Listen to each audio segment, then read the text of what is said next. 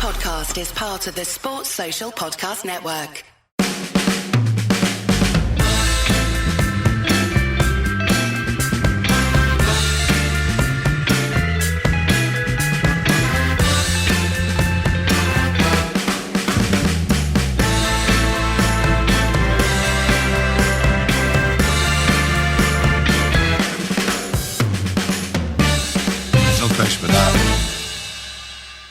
Oh, do you know what? I love the new theme tune, Ed. I can't tell a lie. I love it. So, the other thing I love is what we've got to talk about on the show this week. I can't quite believe it, but we're here to discuss Manchester United smashing Man City to tiny little pieces. And we'll preview the game against AZ Alkmaar. Might be a strong word, and take a load of Twitter questions, but the main event, without question, this week, the Manchester derby. And we couldn't work out a way that United would win this game in our preview, but it turns out we're idiots. I mean, that is not a new discovery, I have to say. United won this game literally the only way United could have won this game. So how was that? Why, how, when, what happened? How did we win this game?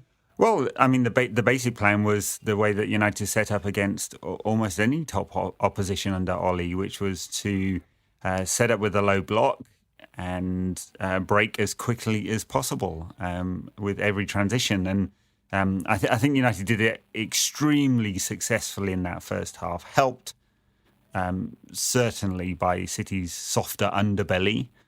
I think I don't think they actually. I mean, they weren't susceptible to transitional counters like that last season. Hardly at all, and not least because they commit a ton of tactical fouls. The best tactical foul, of course, yesterday being Andres Pereira's tactical foul about 3 microseconds after he came on. But we'll come on to that in a bit. But yeah, United were just extremely successful in that first half at breaking on City, and I was actually pretty surprised after I looked at the XG on this one because it's not that high, So United got into some really, really good positions, but didn't actually, from those really good positions, make the most of that to create great chances. That said, it felt like in that first half, if United had gone in at 3-0 up or 3 or 4-0 up, it wouldn't have been unfair. They were creating great opportunities, and City just playing in front of United for that first 45. I think that a little bit in the first 15 minutes, actually, it was a bit more toe-to-toe than that. It was a bit like they were a whisker away from creating some pretty big chances themselves in that first period as well. But yeah, I agree. I was also a little bit surprised when I looked at the XG, but I think a lot of City's XG, of course, comes from the second half when they really put United under the cosh, and it's the kind of thing that they do so well, which is generate an enormous amount of shots on goal of all different types, not just high-quality ones. But the thing they were lacking is high-quality chances, because although their kind of cumulative XG is pretty high, it's a bit like us in some of the games where we didn't win earlier in the season. You made this point a number of times. It's like, yeah, lots of cumulative XG from tiny XG chances adding up. Well, that's right. Yeah, apart from the goal, City's highest XG chance is 0.31. Kevin De Bruyne's, and even that, I think, is just because of the position. It's one of those ones that isn't really realistic, and it's based on the model because he's sort of falling backwards to try and diving header it, if I remember correctly. And so yeah, it's cumulative, but it was just such a, really exciting game to watch, obviously. And the toe-to-toe was great in the first half, and United just countering constantly, and Rashford absolutely blistering, and Dan James sort of doing what Dan James does best. McTominay looked like he wanted to fight absolutely everybody, pitch, stand, doesn't matter. And Fred, spraying passes around. I don't know what's happened to Fred, but he's completely transformed in the last month or so. Obviously, after the break, the game completely changed, and United got deeper and deeper and deeper. And I think at one point you dropped into the no question about that WhatsApp group. Patreon tier platinum, I think, no.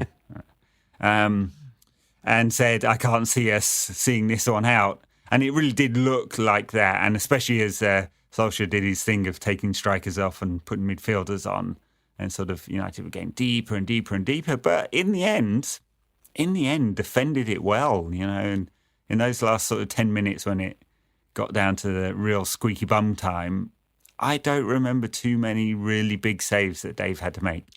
No, I mean, I think he made two really excellent saves. I think one from Mahrez, which he saved with like a very good hand, and a classic De Gea foot save from someone, maybe KDB at some point in that.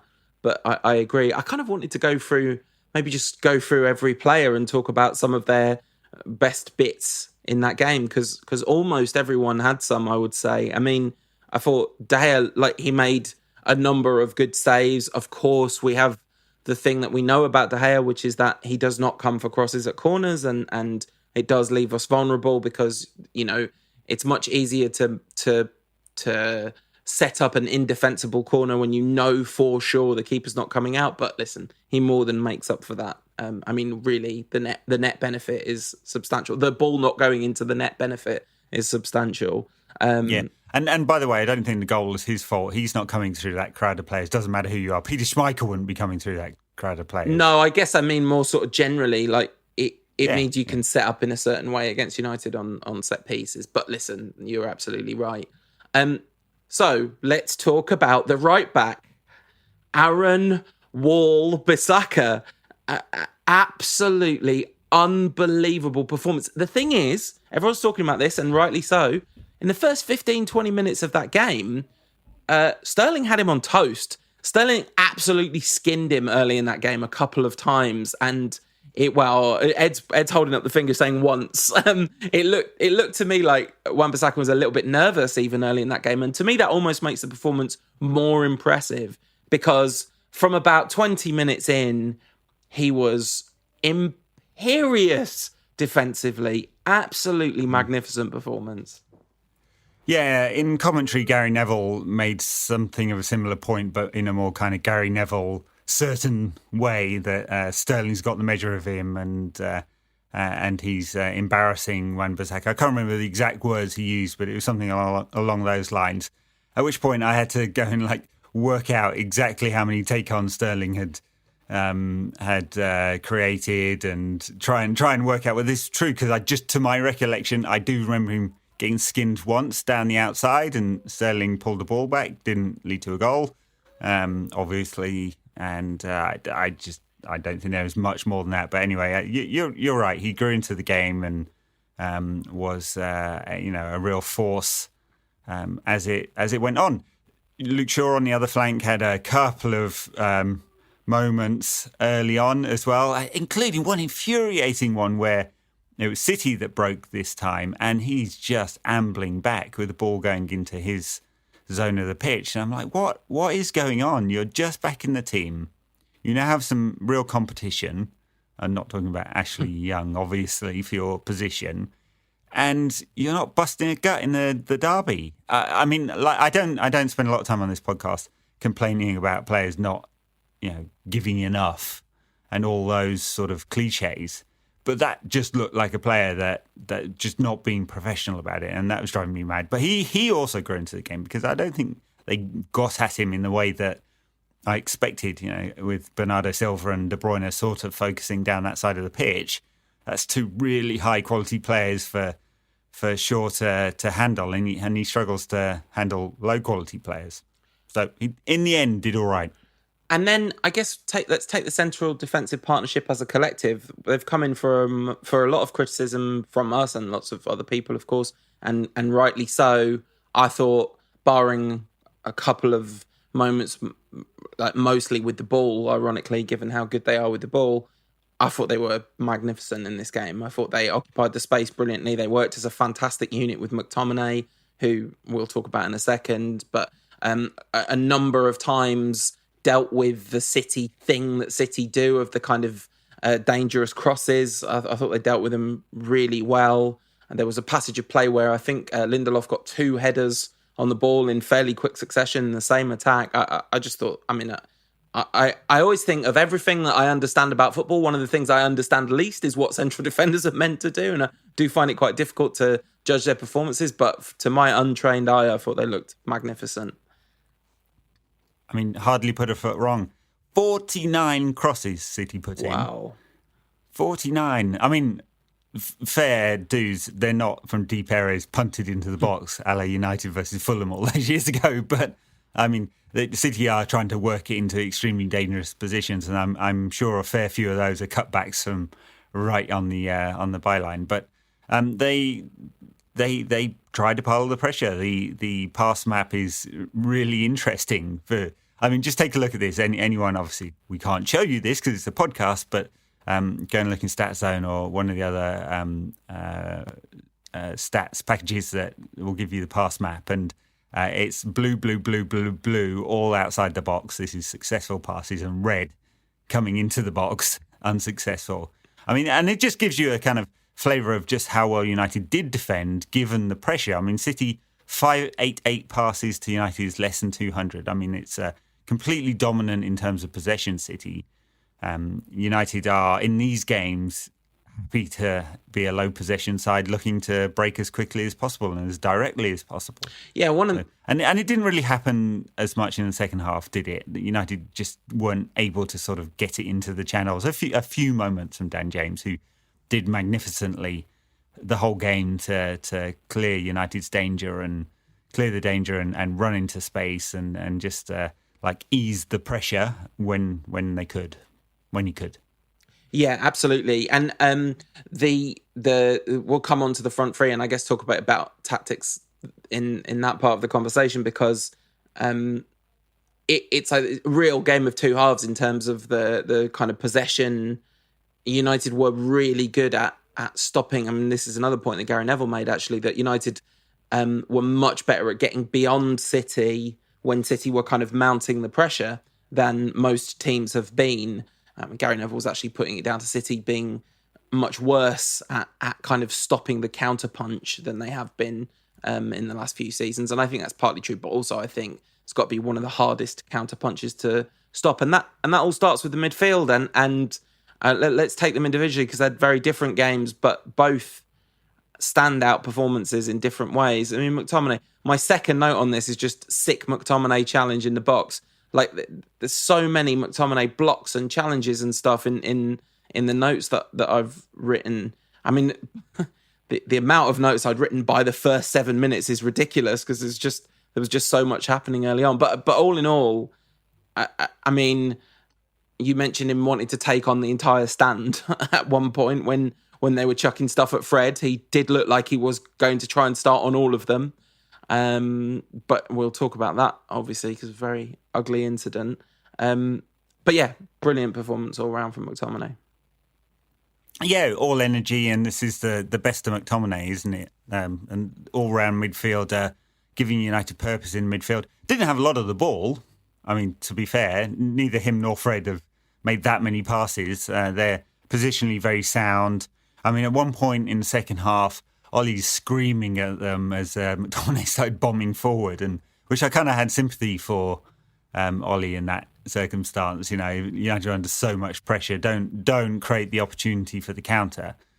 But all around a really mature performance from a player who's not played in that many of these really big games, McTominay. And Fred, I suppose Fred hasn't played in too many really big games either. The Ukrainian league not really known for its intensity. McTominay's never lost against the so-called top six. Top six, yeah.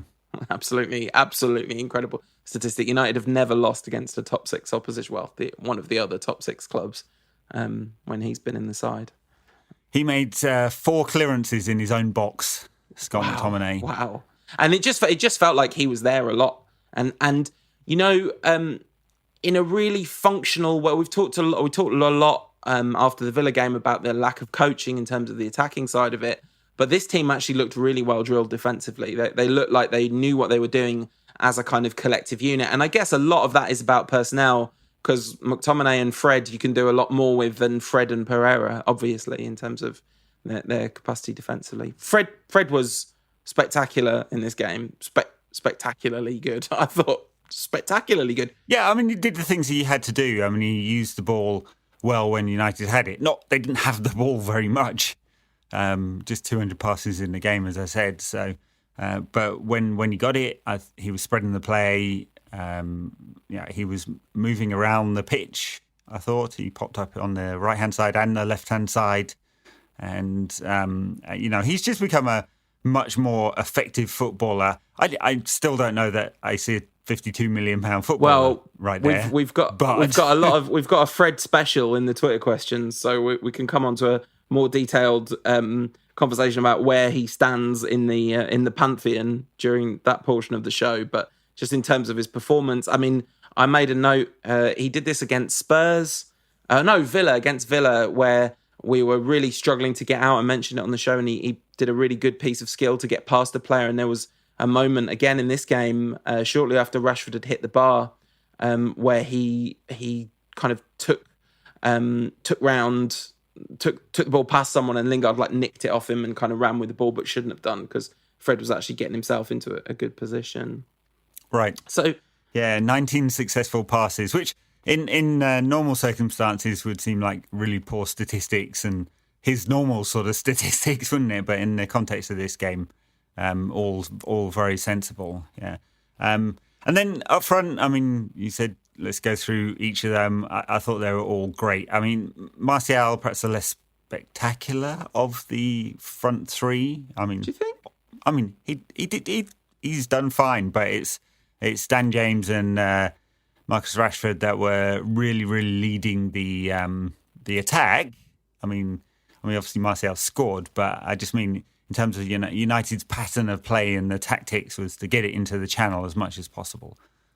But they've all done super. And I guess we owe Dan James an apology, because every time he gets the opportunity to prove that he's a better player than just some kid who came out the Championship, he's proving it. And I mean, it's still difficult for him to impose himself on games where he doesn't have that space behind. I mean, this was absolutely set up perfectly for James to show all his skills, obviously.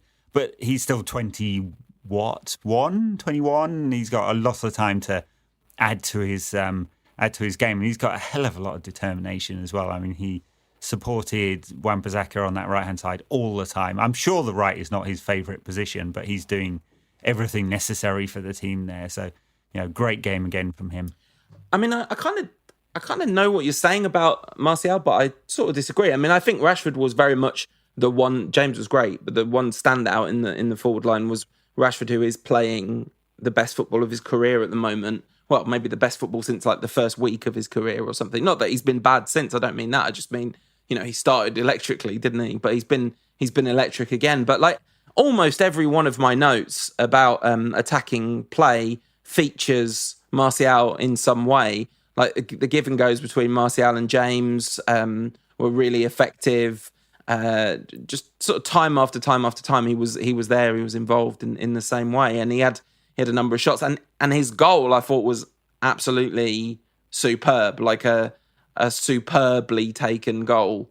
He had hardly any space to take the shot from, and he found a tiny little postage stamp corner that Ederson basically couldn't get to. It was. I mean, if he did that on purpose, that was a masterful piece of centre forward play. Well, yeah, he's trying to shoot it. I mean, clearly he's trying to hit that corner of the net. So fine margins and all of that, and inch the other way and it's out, and maybe an inch the other way and it's saved. Who knows? But I mean, I think my point really is that he's not actually that involved in the game. 15 touches all game. He's not that involved in a game. So, but his movement was, we talked about this. His movement was bang on, absolutely bang on. Which he's been accused by me last week of often not doing, and that was it was really nice. It was really nice to see. But let's talk more about Rashford. His run to win the penalty. I mean, what Bernardo Silva's an idiot, by the way. What he was doing, making that talent. There was Fernandinho was right in front of Marcus Rashford. He was going nowhere. I don't think he was even in control of the ball. It was when Bernardo Silva was protesting to the referee afterwards, after the VAR decision, and he got booked, I was like, if I was City manager, I would definitely fine Bernardo Silva as much as I was allowed to for getting a yellow card for protesting that decision. Yeah, and look, it's made by VAR, so what's the point? The referee didn't give it at the time, and it's a VAR check. And I think, I mean, you make the point about control the ball at full speed. I think you could probably make that argument. At VAR speed, you definitely can't. And even so, you'd have to. That'd be a huge call to say not in control, therefore it's okay. And I know you're not making that argument. It is, by the way, the argument that Duncan Castles was making on Twitter, absolutely losing the run of himself, which was kind of funny because he got increasingly irate about various non-handballs given the other way and didn't think this was a penalty. I mean, I think, look, if you're not giving that as a penalty, Bernardo, on Rashford, you're not giving anything as a penalty. Yeah. It's as nailed on as you're going to get, especially in the VAR era when they're going to slow it down. It's just obvious that there's a foul there. Yeah, I wrote down in my notes, like, this is the most as nailed on, absolutely the most nailed on penalty you'll ever see.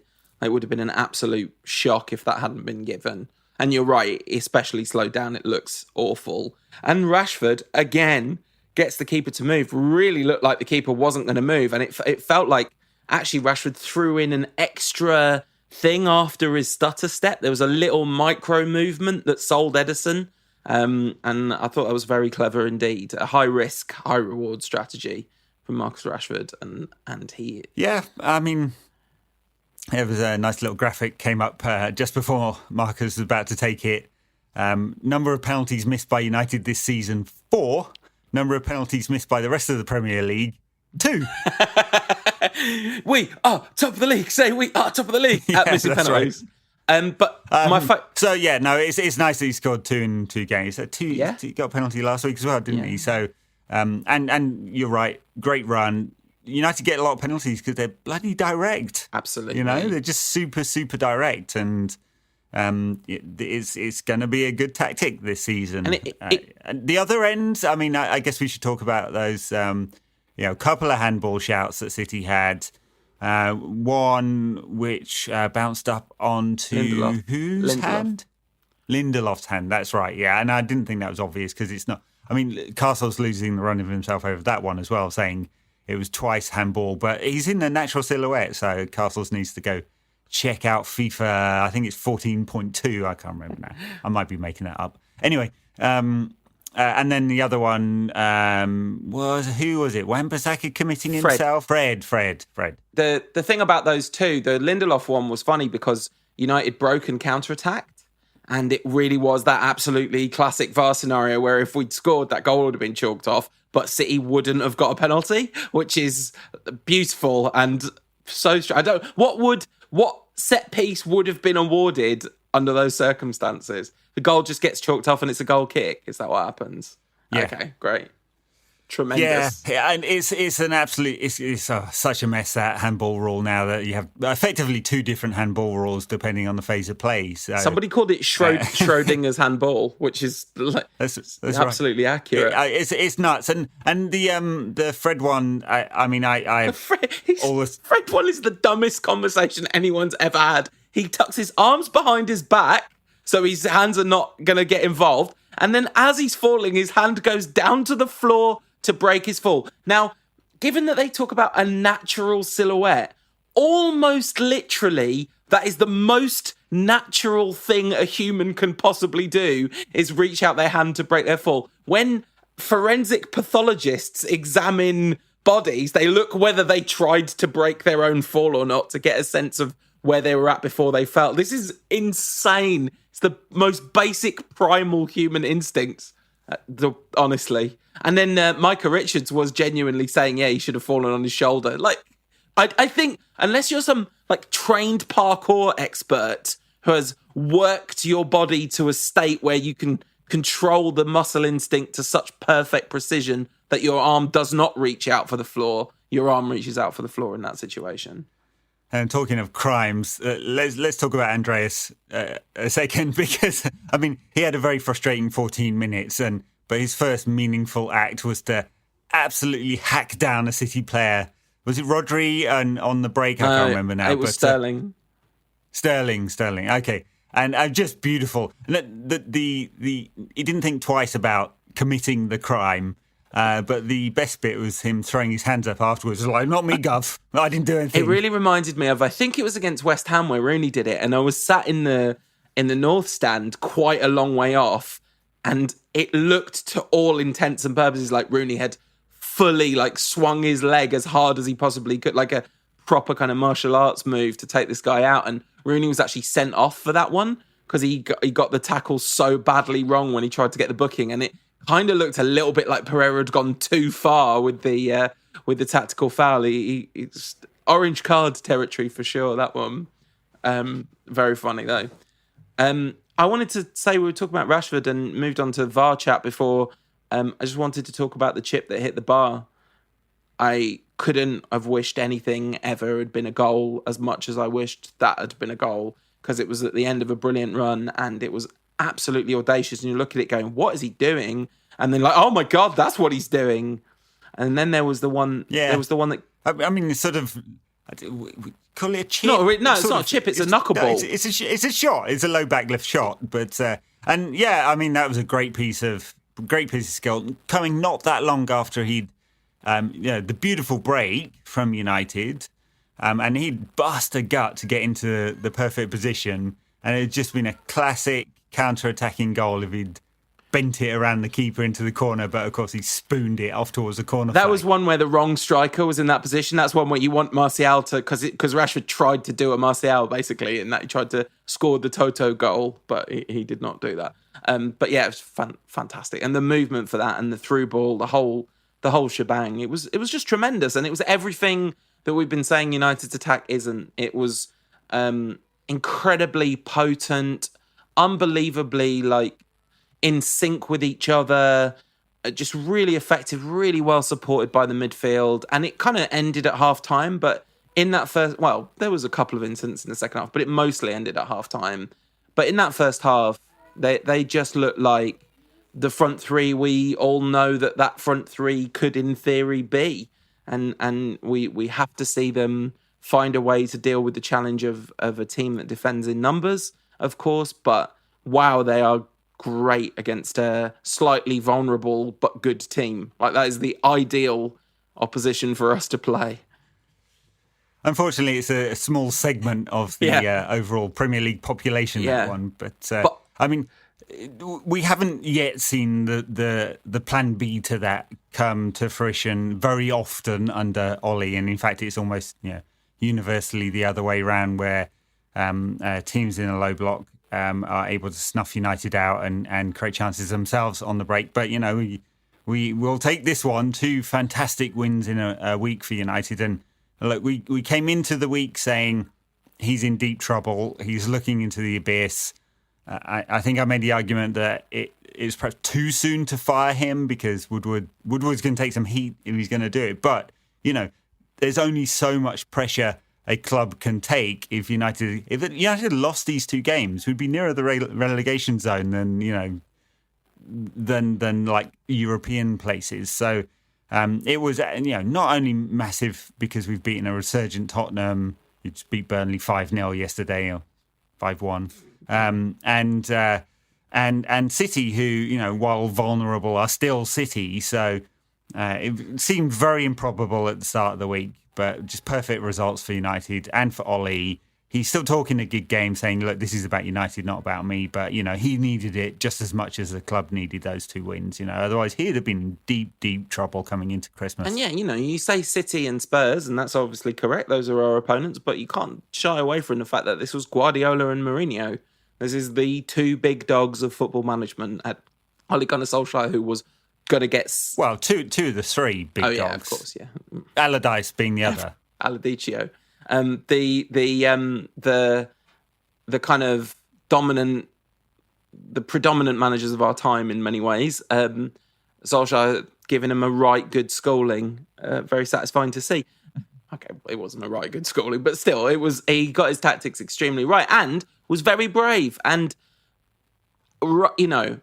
all the way through the end of the Mourinho era, going on and on and on about how this is not the results. It's not the results that are the problem. It's the methodology. It's the approach. It's the kind of vibe. I am here for Ole Solskjaer good vibes. I mean, his post-match interviews and his press conferences are still frankly bordering on the annoying to me. But I just love his relationship with the fans. I love the sense of his relationship with the players. And if he can get more right than he gets wrong, I'll back him forever. Like, I'm sorry to all the people that can't wait till he's gone. I do understand and sympathise, but I cannot join in because of things that happened in the 90s mostly. Yeah, and look, I think there'll be. I'm not going to pretend for a second that this is some kind of uptick in United are going to go on a 20-match unbeaten run in all competitions and so on. I just think United is far too inconsistent and still, as we've said, don't have an answer to matches against opposition that just don't want to play. And I think we'll find it out next weekend when Everton come to Old Trafford. They've been a team that's been struggling, and we'll do a proper preview of that in the Friday pod. But a team that's been struggling, obviously just sacked their manager. They've got new manager bounce, but they're not going to come out and try and play against United. And so immediately United will have the problem of how do we actually play against a team that just doesn't want to attack. Yeah, and of course, you talk about a 20-game unbeaten run. McTominay gets a cold over Christmas, and that's gone out the window, because all the problems of squad depth still exist in absolutely key areas. Oh, there was a very funny thing this week where a tweet did the rounds that was some coverage of some transfer rumour that, Matic was wanted to leave in January, and something like the words was something like United have no objection to selling him to a rival, which is very, very funny. City are a bit soft in the middle. Yeah. Perhaps they'd like to take him on, yeah. Of course, we can't leave chat about the City game without sort of mentioning its impact on the overall title race, which is significant for City. I mean, they're now, how many points behind Liverpool? 11, 14? It's 12, a huge amount. They're 12 points behind Liverpool, but I think the main thing about this is just if they can lose to us, they're going to lose games. Obviously, we were great in that second half. For sure. But... And I'm not of the school that says, we've handed Liverpool the title. No. Liverpool are doing that for themselves by continuing to win every week, and City are just much more vulnerable because of their defensive injuries and having to shift around the midfield than they were last season. So it's not about United, but obviously that was a massive blow to City. And Leicester are I guess we're all behind Brendan now, aren't we? I mean, Leicester. Thing is, 8 matches in a row they've won. I mean, it's stunning performances from them again. In style. Let's talk about the impact on the table in terms of us. We are 5th in the league now. We are 5 points behind Chelsea. Remember when I said it'd only take a couple of wins and United up to 5th, and you laughed at me, Paul, you mocked me and derided that point. We're only 1 goal difference worse off than Chelsea as well. So, hey, listen, if we can go on a run, which is a massive if, of course. But I thought you were going to say we can't leave this City game without talking about the stuff that happened in the corner with Fred and Jesse Lingard. As if it's not disgusting enough that people are throwing lighters and coins at United players. Again, by the way, like that we talked about on the Backers content last week, we talked about the 3-2 against City and Van Persie scored and Rio got hit with the coin in that one. I thought that was the worst of what was happening. But of course, it's 2019, so there was racial abuse too, a guy clearly doing monkey chants. The one thing, there's 2 things I wanted to say about this. One, we had a question, we had a Twitter question come in from @figure9 David, who says, "Is Gary Neville welcome back on the pod now?" And yet, yeah. Well, no, I mean, sound point Neville made, I think, in which he said, effectively, Pracey, it's being enabled by the culture of our times and the politicians we have, and he's absolutely right. I mean, aside from Farage, who's looming large in the election which is coming this week, you've got Boris Johnson, who is an Islamophobe out in the open, and Corbyn, who's been called out by an entire community of Jewish people, leaders and ordinary people, to say that you have not done enough. So about anti-Semitism in the Labour Party, right? So it is enabled from the top, and people feel completely open to, and look, maybe that dude without all the politics, would have been making monkey gestures anyway. But we can't deny there hasn't been an uptick in this in England and around Europe. And we've called Gary Neville out time after time after time for a kind of little Englander mentality, often in various different ways. And I thought this was exactly the opposite of that, because he specifically said, we have a go at the Bulgarians when it happens in Bulgaria. The Corriere dello Sport headline, which was like Black Friday, I think, because Smalling, with Lukaku and Smalling on the front cover, and they were banned by, I don't know if it was Milan or Roma, whichever club they were banned from covering it. And I thought Lukaku spoke eloquently about this, and it's heartbreaking that this is happening, but it's heartbreaking it's happening around Europe. But Gary Neville was absolutely right. We have a massive problem with this in this country. I do think we also have a particular problem with it in football. I think it's important to say that whilst it is a massive social issue, it is also a football issue, because even in the response to this, I did see a number of United fans saying things along the line of, oh, look at what they are like, meaning City fans. Well, it was 6 weeks ago that a United fan was ejected from the stand for racially abusing Trent Alexander-Arnold, which I don't think we even mentioned on the show, because the story broke. I didn't see the story till after we'd recorded about the Liverpool game, and it had gone out of my mind till next time. I mean, he was reported by United fans to the stewards and was ejected during the game, which is slightly different. But there's no room for tribalistic tit for tat in this. This is not we're all as bad as each other on this one. No, right. You can't be anti-racism against only some forms of racism, right? It's all or you're a racist. So let's just be really clear about that. I mean, this was a really visible, disgusting incident, and it was kind of compounded by not only the two guys, jumping around in their seats, and apparently other incidents that have been reported, but the coin and the lighter throwing as well, just to make it doubly ugly. But I'm not going to pretend that there aren't racists amongst United fans. Quite clearly, Mm-hmm. And one other thing I want to say about this, which is, it might just be a Twitter thing, but I think people calling out Raheem Sterling as if somehow he should now carry the torch for all anti-racism because he has very eloquently talked about this in the past, and now it's come from City fans. He's somehow a hypocrite for not calling it out quickly enough this time. He doesn't have to bear that pressure. No, at all. No one else was saying anything when Raheem Sterling was. So I mean, he is the player amongst all who has done most to raise this as an issue and say enough is enough. So no pressure from us on Raheem Sterling. I think that's entirely wrong-headed thinking. The thing that really got me was people were talking about him not going over when Silva and someone else went over to the City fans, but they weren't going over to stop them being racist. They were going over to try and get them to stop throwing things. It's very likely that nobody, maybe even the United players, it's very likely nobody even saw that because everyone was being distracted by a bunch of idiots throwing stuff at them and wondering whether they, one of it was going to be worse than a lighter kind of thing. No, that's not bad enough. But the Sterling thing, the one thing that, I have a lot of empathy with him because I think he was in an intolerably difficult position here. But when Guardiola stuck up for Bernardo Silva, Sterling kind of played it down a bit. But I feel like having a massive pop at him for that is to really lack empathy for what a difficult situation that is for Sterling, because, you just hope somewhere someone's had a word behind the scenes.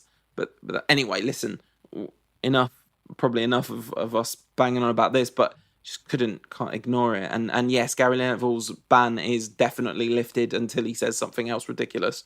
Yes. All right, I think that's enough for City. I think we'll take this short break and take some questions from our good listeners. Enjoying No Question About That? If so, let others know about us. The best way to do that is leave us a review and a rating on iTunes and hit that subscribe button. That's one of the most stupid questions I've ever heard in my life. It tests my patience. All righty, Paul, you're in charge of the Twitterati this time round, I think. Yeah, you said that's enough of City. I feel like we did a lot of analysis and a lot of chat about stats and breaking down what happened, and then super depressing conversation at the end. worth saying, oh my God, that was good. Oh my God, it was fun. Like, that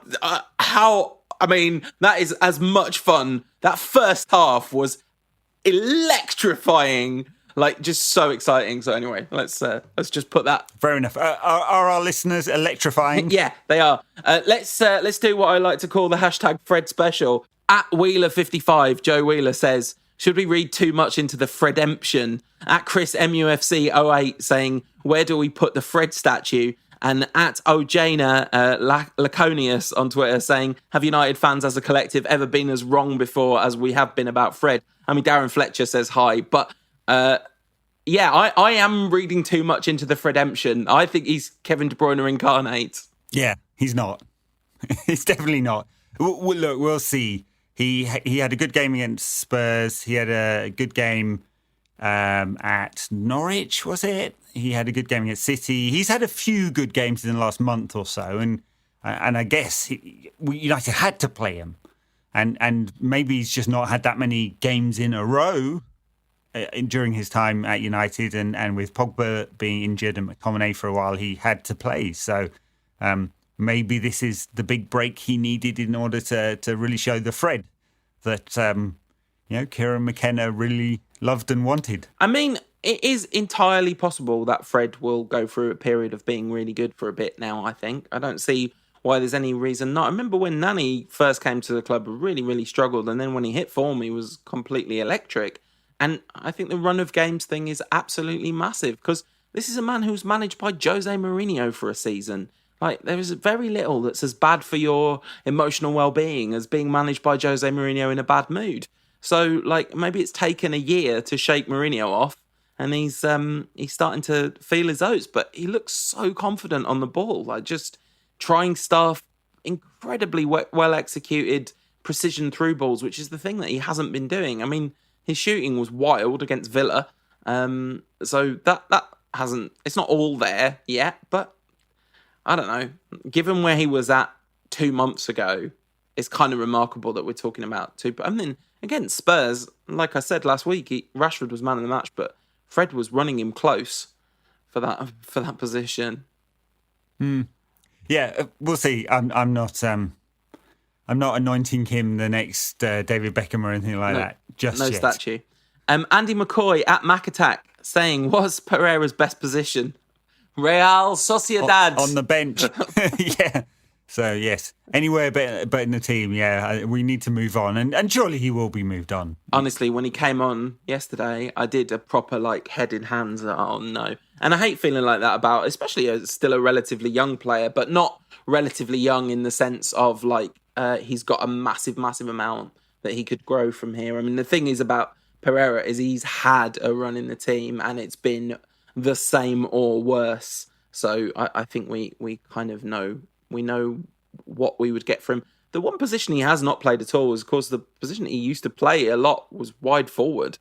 But he doesn't seem to be one of those anymore. No, he's not really been, I don't know whether the word trusted is the right one there. It just given where United have players and don't have players, he's ended up playing at 10 or in a three-man midfield almost all of the time. And he played pretty much off the left all of the time in the reserves at United. And a lot of the time he was in Spain as well. So that might be where he's more comfortable in cut inside and shoot. But I think the kind of raw components of what we've seen from Pereira is not good enough. And I'm pretty confident, but, I'd love to be proven wrong, but I'm pretty confident in saying now we've seen quite a lot of him that he's not really going to, as soon as United start buying better midfielders, or that's a big assumption, really big assumption, but if United buy some better midfielders, then he's on his way out. At Miles Bailey saying, are our issues with lesser sides down to confidence or tactics? When Ole arrived, we beat smaller sides easily, 5-0 Cardiff, etc. Maybe it's just since Barca outclassed us in spring we lost belief. Perhaps beating both Jose and Pep in 3 days will restore that belief. I like the idea of that. I'm not sure I think that it has... I mean, I've thought that United have had a problem with collective confidence for a very, very, very, very long time, going all the way back to particularly the second Van Gaal season, all the way through the Mourinho era. I asked Mourinho about this once and he did not answer the question. They're good when they're playing well, and they collapse very quickly. We saw this against Spurs. They fell to pieces against Spurs after Spurs scored. I mean, fortunately, half-time was right round the corner. And even against City, we did defend. I don't think it really happened against City, to be honest. I think we held our nerve but I think the derby atmosphere really helped with that. So I do think it's about the fact that there isn't really a methodology, and that is really negatively impacting on the confidence of the players who would need to execute whatever methodology there was. Yes, and at the risk of being revisionist around the narrative of the great Ole revival, there weren't that many good games under Ole. Honestly, that 5-0 is a freak.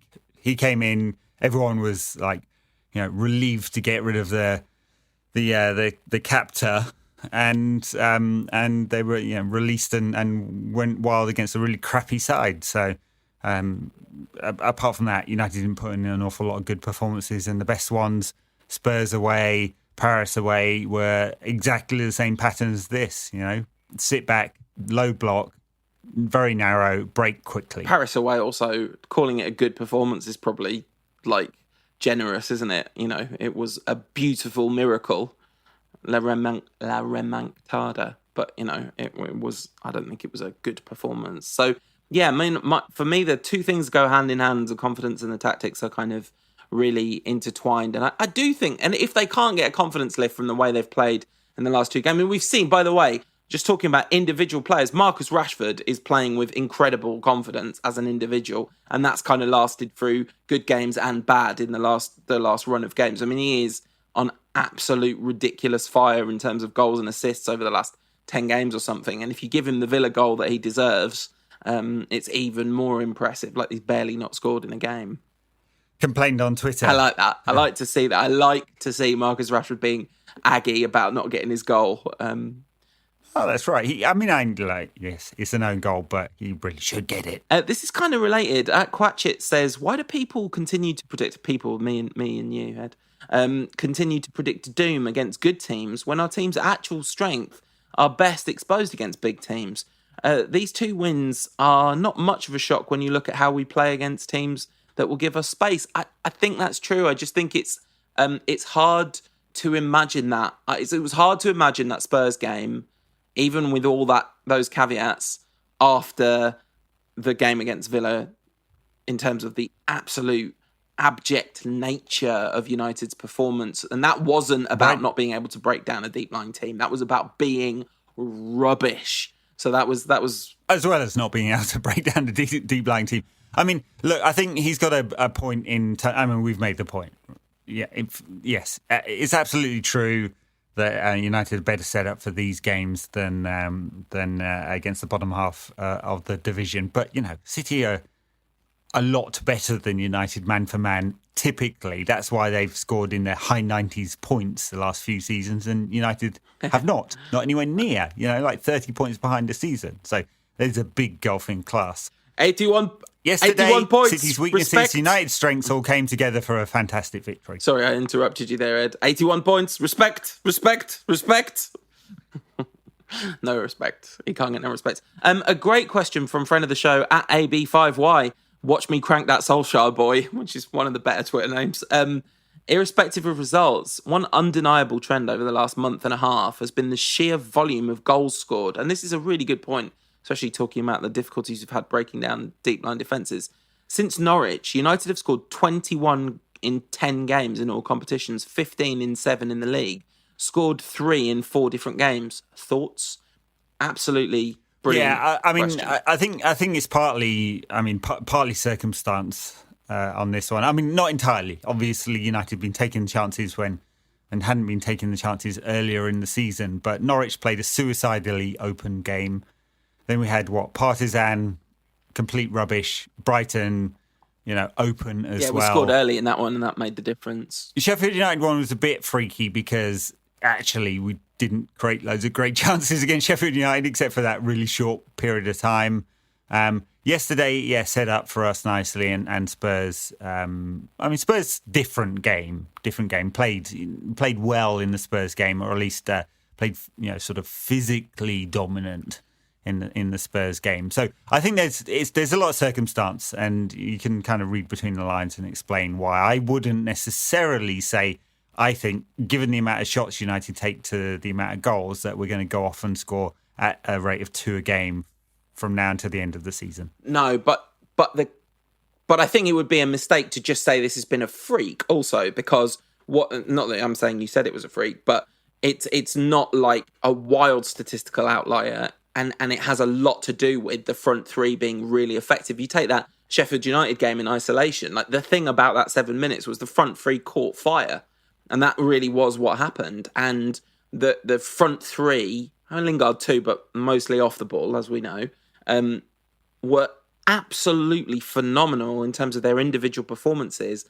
in the first half of that game. The front three were really great against Spurs. A different front three, but still really great. And so you have this situation where we know they're immensely talented forwards in this team who can score really big numbers of goals, but the structure isn't there. And also they are all still young, so their form's going to dip in and out a bit more than they would if they were 2 or 3 years older than they are and had played together as a unit and played in the positions that they played and all that kind of stuff. So, you know, I think it's the incredible talent that they have and the fact that, you know, the midfield's given them a platform in a lot of these games. So those are the kind of positive ends of why we have as well as the kind of defensive errors on part of the other teams.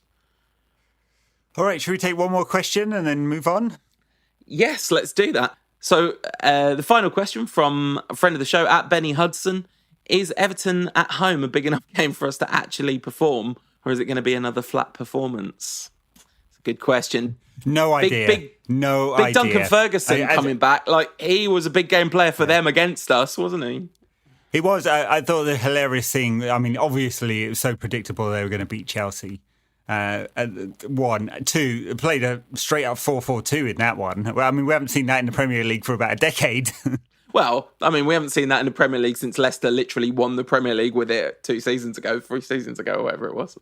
Anyway, we'll do a preview of that after Alkmaar. Yeah. And I guess we'll take a quick break and we'll talk about Alkmaar. For ad-free versions of this podcast, consider backing us. Head to patreon.com/NQATpod. So, AZ Alkmaar coming to town on Thursday. We said that one of the things that we would do when we went to 2 shows a week is more in-depth previews.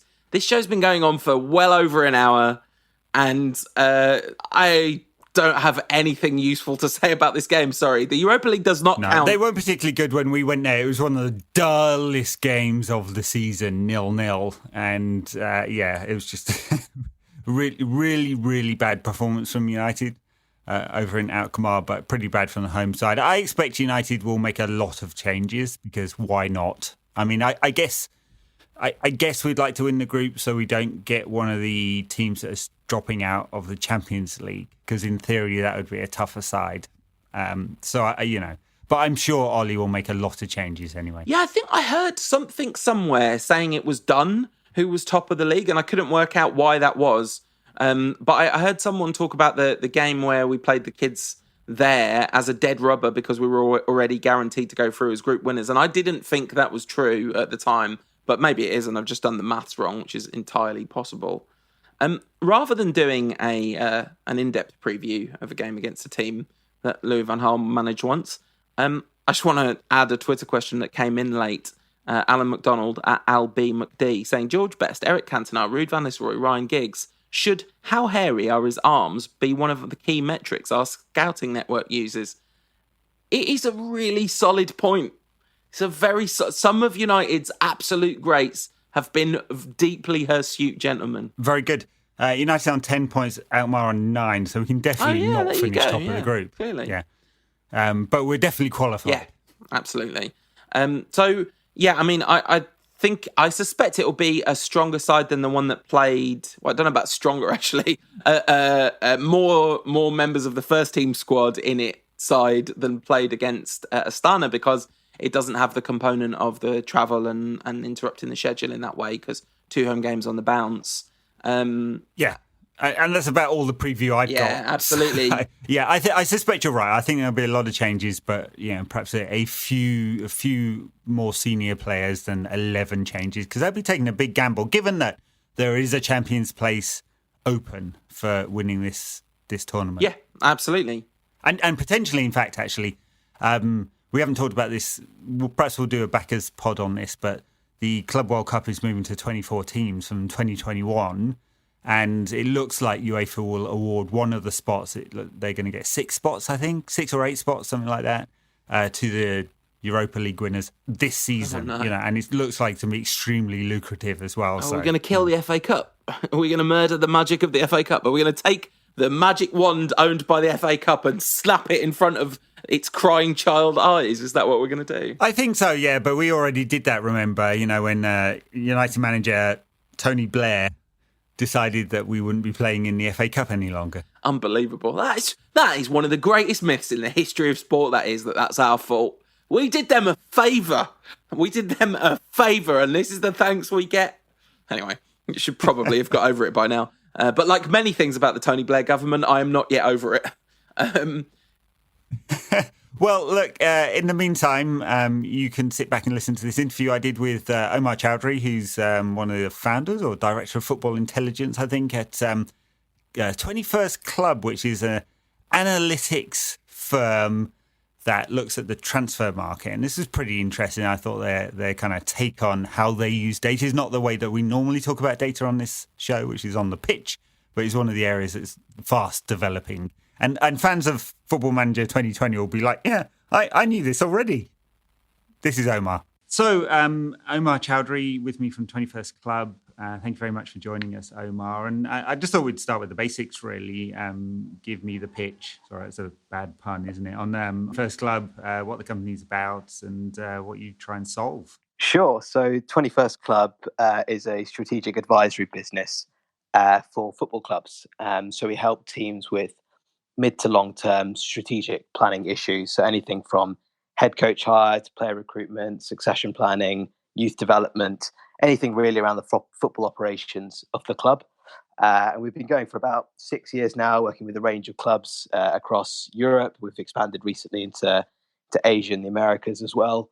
And a big part, I guess a core part of our DNA is using data to try and identify some of those inefficiencies that exist for teams, leagues and associations.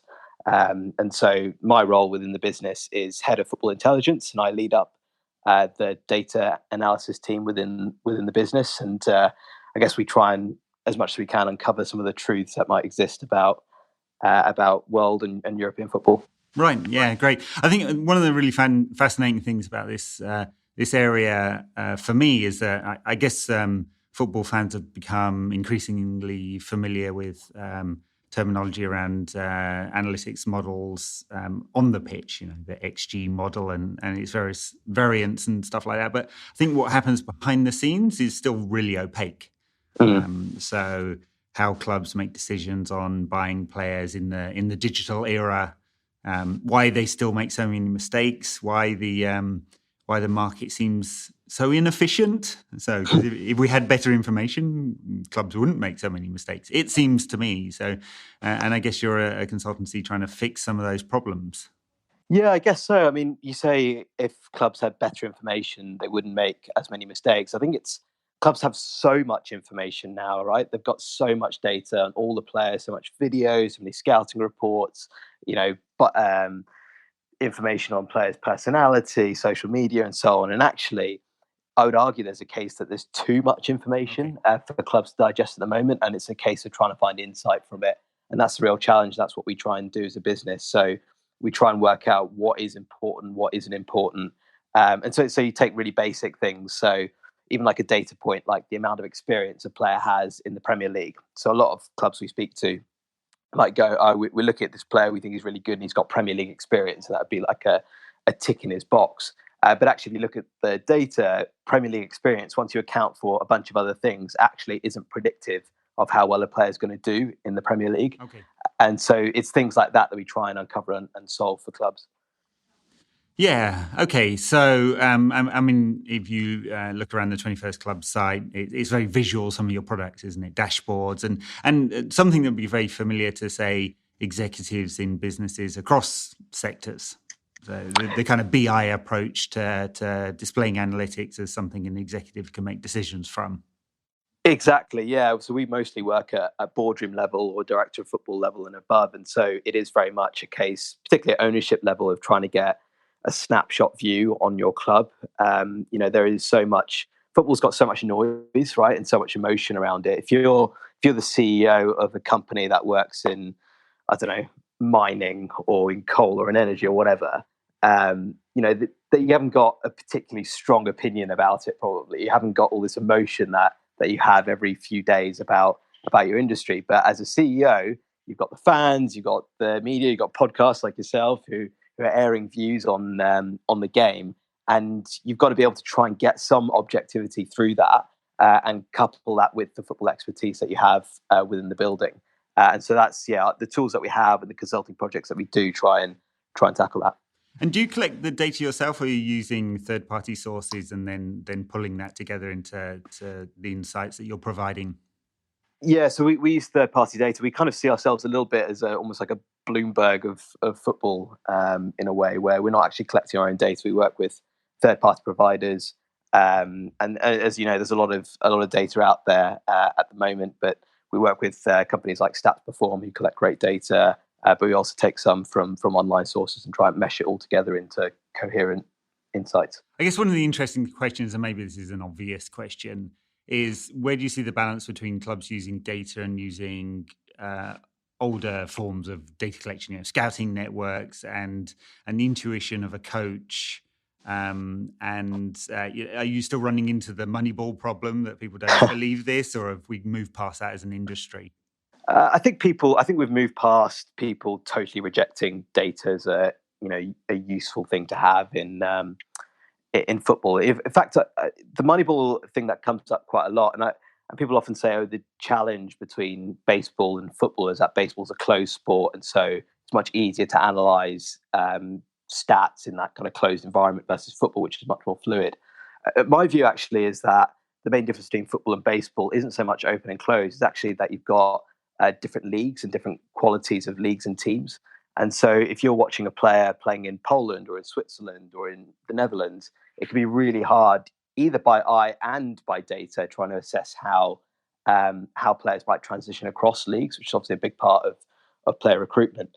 And so, you need to be able to combine the research element from the data and the models with the eye and the scouting. I think more and more clubs are there, but I think, as I mentioned earlier, I think there's just so much information from both sides, from both the data and the scouting side, that ultimately clubs need to be able to do some sophisticated analysis in order to understand what actually is important in all that information that's being collected. Mm. And there's CIES put out a report basically using a similar methodology to assign transfer values to players, and I guess there's some element of science there and some element of art. Are we moving towards a world in which the market is less opaque and it's easier to say, well, this player is worth this value and that's what we're paying, or we're prepared to pay this premium on top to get that player, and there's more science to that? To a degree, yes. I think the next stage for clubs is actually trying to work out what intrinsic value players have to their team, and I don't think anyone's quite there yet. The way the market works is that actually for a long period of time, the amount of net spend, for example, in the Premier League has been pretty consistent as a proportion of revenues. Mm-hmm. So it's pretty much hovered around kind of 14 to 17% for a number of years now, where that's the amount that clubs spend in transfer fees. But one of the things that we've been trying to work on is, can you quantify the points value of a player? Because when you can do that, you can turn that into a revenue value. And then you can begin to go, okay, well, if he's contributing this much in revenue to us above a replacement player, then that's his actual true intrinsic worth to a team in terms of market value. And I think one of the things that we were, I guess, when we were doing our research, a little bit surprised by, and people are surprised by when we talk to them, is that players are in general worth less than you think. So if you take the top team in the league in any given season, historically, normally they'd win around, let's say, 90, 95 points, whereas teams in the relegation zone would typically win around 35 points. So the gap between a top team and a bottom team in a league is roughly 55 points. And if you've got 11 players in a team, then the average player between a top team and a bottom team is roughly 5 points per season. So if you took like a Harry Kane out of Spurs, or you took Mo Salah out of Liverpool, then you're only talking about typically a team losing, say, 3 or 4, maybe 5 points a season. And we saw that the other night with Liverpool against Everton, right? They weren't playing a particularly strong team in their front line, but they actually did pretty well. They won the game 5-2, which is probably in line with what you might have expected had they had their normal front three. And so when you do that assessment, you begin to realize that actually there's an opportunity for clubs, if they realize that their top players might be worth more in the market than they are to their own team, and so you're able to sell them for a premium, and that's the type of problems I think clubs are beginning to try and solve. Right, and I guess you'd expect that to come first from mid-ranked teams that use the market as a revenue generator for them, and so if they can bring in the right kind of players using the right kind of data, flip them to a bigger club. That's which is a model, of course, Lyon and Ajax and a range of those sort of mid-ranked clubs throughout Europe have played over the years anyway.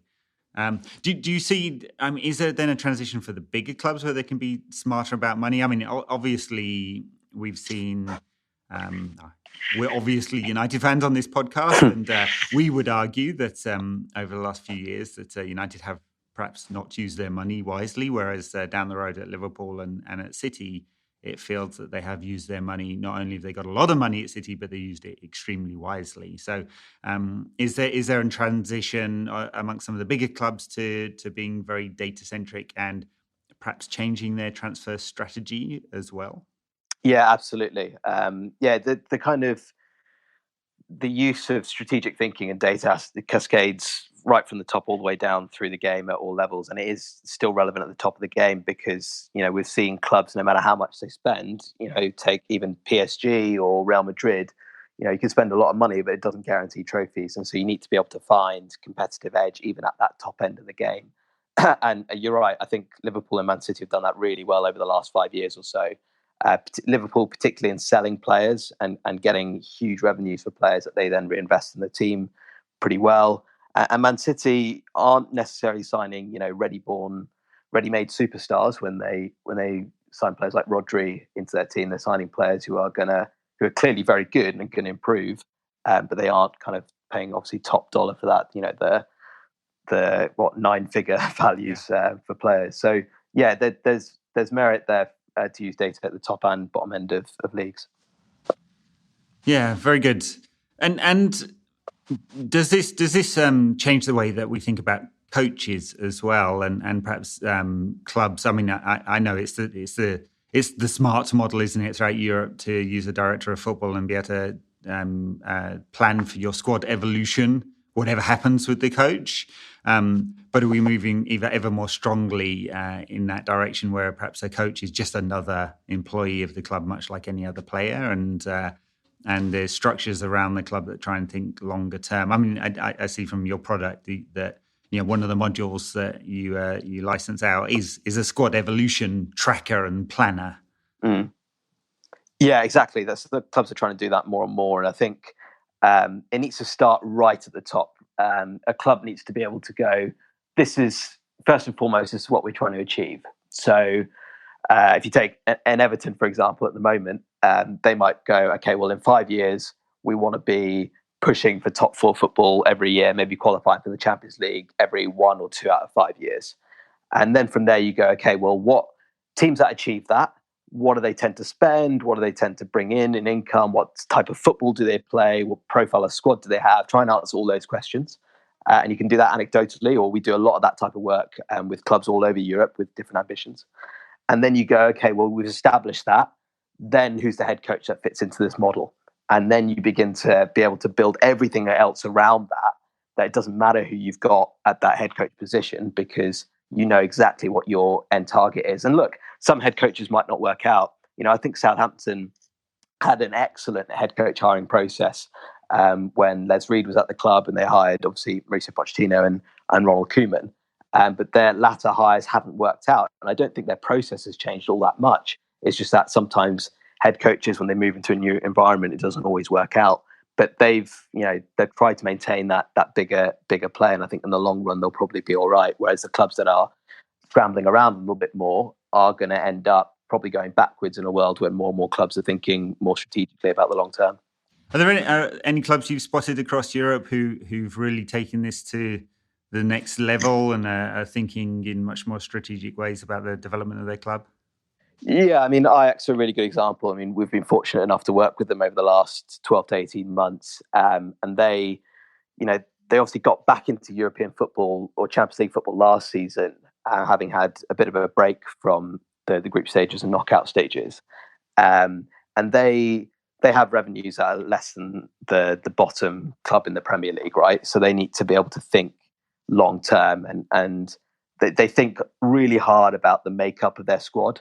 So to what extent do they sign older players, which have done a little bit more recently, so Tadic and Blind and Huntelaars and players like that, versus making sure that they've got that pipeline through for younger players. And they're really diligent about their succession planning on that front and making sure that they have the right composition of the squad, and they make sure that the way that they manage contracts and the kind of slipstream effect you have when you increase one player's contract and another player wants a pay rise as well. They do that all really, really well. I think it's no surprise that obviously over the last 18 months have been fantastic and really not just a joy to watch, but actually kind of really punching above their weight in terms of revenues.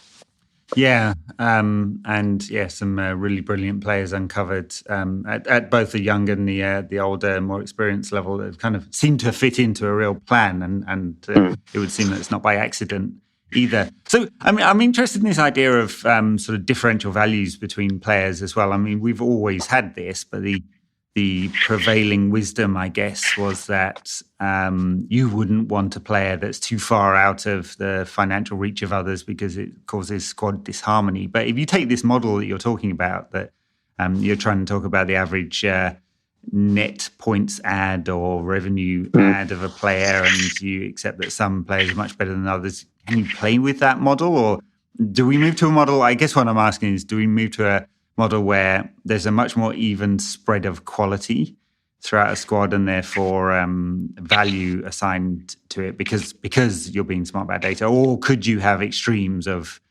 players on 10,000 a week and someone on 500,000 a week? Yeah, well, I guess one of the things we try and do is look to MLS and the Chinese Super League or Qatar Stars League, where you do get these more extreme examples of where you have these kind of outlier players in a squad, and then you've got everyone else on peanuts compared to them.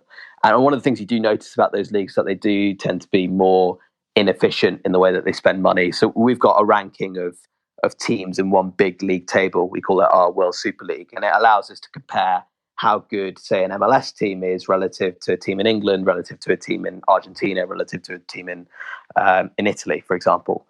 And because we've got a sense of how much these clubs are spending on players and how much they're spending on transfer fees, we can get a gauge of how efficient or inefficient they are. And typically, MLS teams we tend to find are somewhat inefficient in the way that they spend their money. But if you look at a team like Atlanta, who haven't gone for the superstar model, they've been far more efficient than other teams in the league. So you can get these clues internationally about the way you go about it. And I think it's one of the things that is hard to quantify, as you mentioned there, is the kind of disharmony that you might get from a squad if you do have those real kind of outlier players, and you even see that to a degree within European football. So, yeah, it's definitely something that can be estimated as a way to find an optimal route. Fascinating, yeah. The Neymar problem, I guess.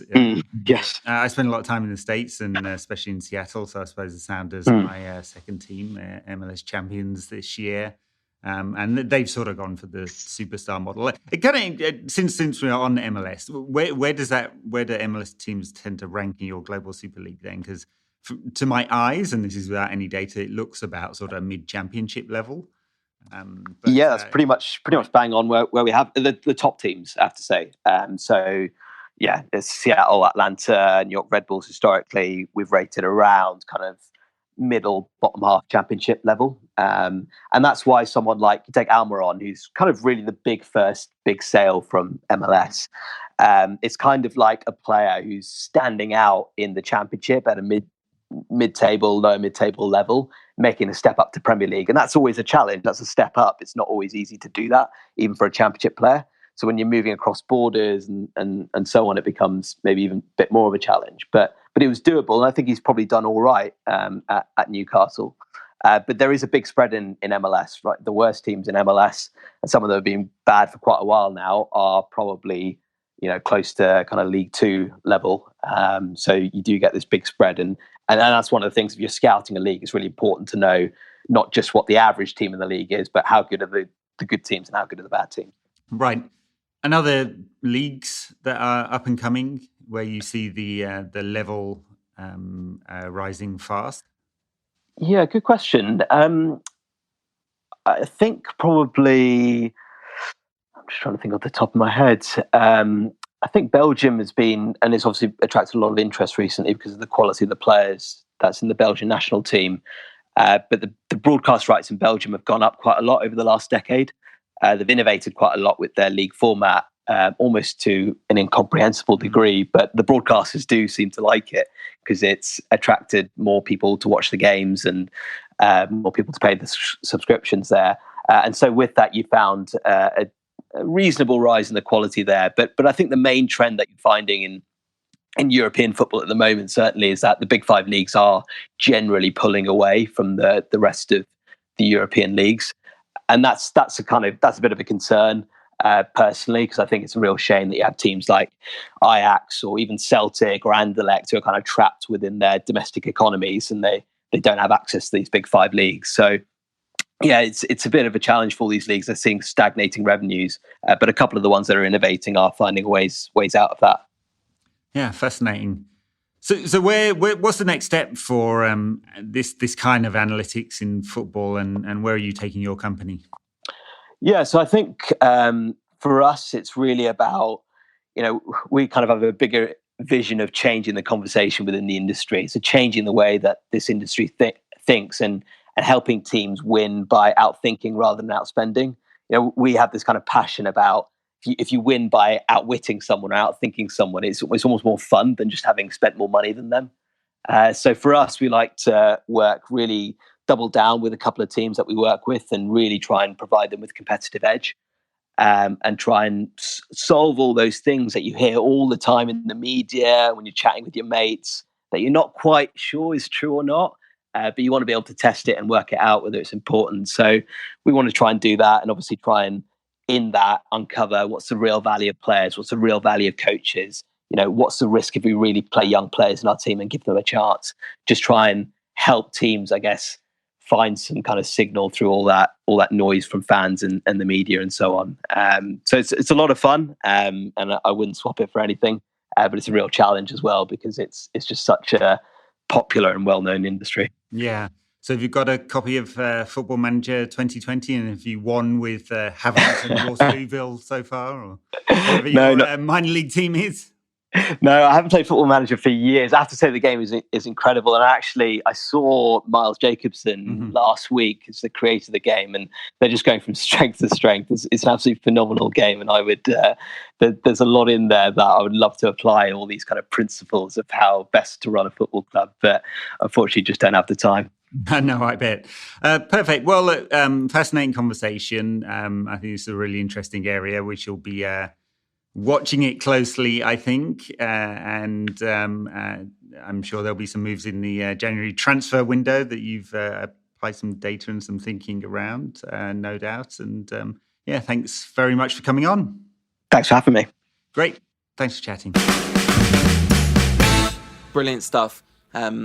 Many thanks to Omar for agreeing to talk to us. It's much appreciated. His time is much appreciated. All right. So, do we have anything else to say? I think we're an hour and 20-something minutes into this pod. We love to give you good content here. Yeah, I really liked the City game. We'd really love to give you good content. So if you can tell us, how we do that, we'd also appreciate that. I really liked the City game. That's just what I wanted to say. It was nice when we beat them. Andy Mitten shot something from the press box, but he he had his camera trained on the United fans as the full-time whistle approached, and the limbs in that stand as the whistle blew for full time. You know, when you just wish that you'd been somewhere. It was a real one of those moments where there is literally nowhere on earth that would have been better in that 30 seconds than in that paddock of United fans. It was very good. And Ollie walked off the pitch shaking his fist at Alex Ferguson. Yeah, one for the old man. The how am I doing, boss meme brought to life. I know we've kind of done like plugs and stuff in our little bumpers in the ads, but I just wanted to say, give us a follow on Instagram, in particular NQAT Pod on Instagram, where I'm doing a bunch of live stuff. So like before games, when the team comes out, and at halftime and after games. I'm not necessarily going to be able to do it for every game, but I'll do it whenever I can. So if you like that sort of thing, then get involved over there. That's great. Yeah, I tried doing one. It looked like a hostage video, as you called it. So I won't be doing that anymore. Not my forte. I'd rather stay behind the microphone, thanks. I think you could be really good at it with a bit of practice, Ed, but that's another conversation. Perhaps it's an off-air conversation. All right, thank you very much for listening, everyone. We'll be back. Patreon backers, stay tuned. Everyone else will be back with another one of these. Probably a dramatically shorter one of these after the Alkmaar game on Thursday. Bye now.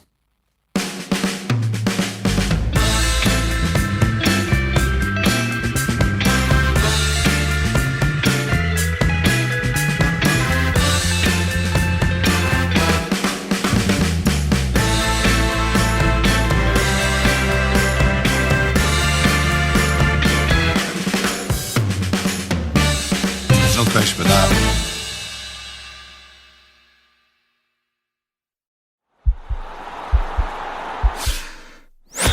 This podcast is part of the Sports Social Podcast Network.